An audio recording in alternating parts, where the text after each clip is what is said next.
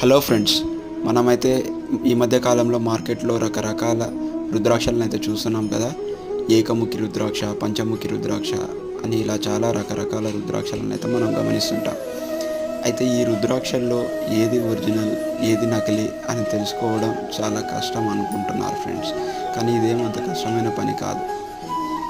చాలా సులువుగా మనం ఒక చిన్న ట్రిక్ యూజ్ చేసి ఇది ఒరిజినల్ రుద్రాక్షణ లేదంటే నకిలీ రుద్రాక్షణ అనేది అయితే తెలుసుకోవచ్చు.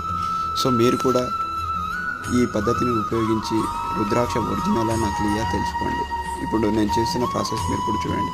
ఒక గ్లాస్లో నీరు తీసుకొని అందులో మనం రుద్రాక్షని వేసినప్పుడు అది నీటిలో మునిగిపోయింది అంటే అది ఒరిజినల్ రుద్రాక్షగా మనం చెప్పవచ్చు. అదే ఆ రుద్రాక్ష ఆ నీటిలో కనుక తేలింది అంటే దాన్ని మనం నకిలీ రుద్రాక్షగా కన్ఫర్మ్ చేసుకోవచ్చు. ఇది ఫ్రెండ్స్, థ్యాంక్ యూ.